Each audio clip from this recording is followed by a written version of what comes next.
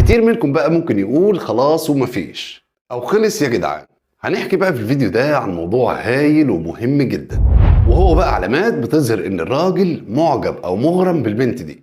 طبعا في كتير هيكون ليه وجهة نظر مختلفة، وده طبعا يحترم مفهوش كلام، بس انا هوضح لكم بقى فورا ازاي تعرفوا ان الشاب بقى او الراجل ده بيحبكوا فعلا ولا لا. ركزوا بقى في العلامة الثالثة اللي هقولها في الفيديو ده لانها مهمة جدا جدا. تمام كده؟ يلا بقى بينا نبدأ.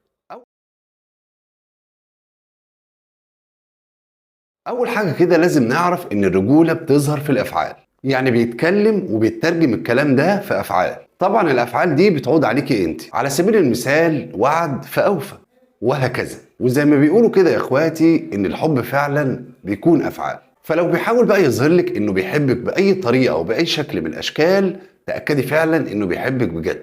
دي الحاجة الأولى. الحاجة التانية بقى اللي تأكد لك إن الراجل ده بيحبك، إنه بيكون بقى مهتم بحياتك ويسأل عنك وعن أحوالك كتير، مش مرة ولا اتنين. ده غير كده كمان إنه بيهتم بأي حاجة حواليكي أو أي شيء يخصك، يبقى عايز يعرف عنك أكتر، ويبقى عايز يعرف أو عايز يكون عنده فكرة كبيرة جدا عنك وعن حياتك. يعني كل أمورك المختلفة يكون عنده خلفية عنها. الحاجة التالتة بقى وده مهم جدا، إن الراجل لما بيحب عموما بيحب بطريقة غير مباشرة، يعني نقدر نقول مش واضحة قوي. يعني لما يكون بيحبك هيتكلم معاكي اكيد كويس، اسلوبه معاكي انت هيكون مختلف عن اي حد بيتعامل معاه. ده غير انه هيكون بيحترمك جدا، وده هيبان في طريقة تعامله معاكي طبعا في كل المواقف المختلفة.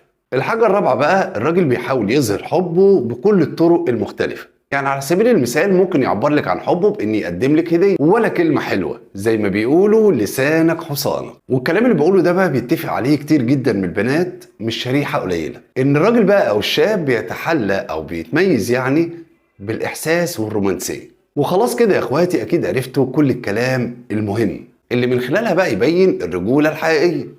دي بتبان في الافعال مش في الكلام وبس. فلو لقيتي بقى الحاجات اللي قلتها دي وبالتحديد اليومين دول، تبقي محظوظه جدا بقى لانك قابلت الراجل اللي بيحبك من كل قلبه. ومبروك عليكي وبالتوفيق. في النهايه بقى لو الفيديو عجبكم ما تنسوش بقى لايك وشير للفيديو علشان يوصل لغيركم. ما تنسوش بقى اشتراككم في القناه والبيج على الفيسبوك. اشوفكم ان شاء الله في موضوع جديد مختلف. بشكرك.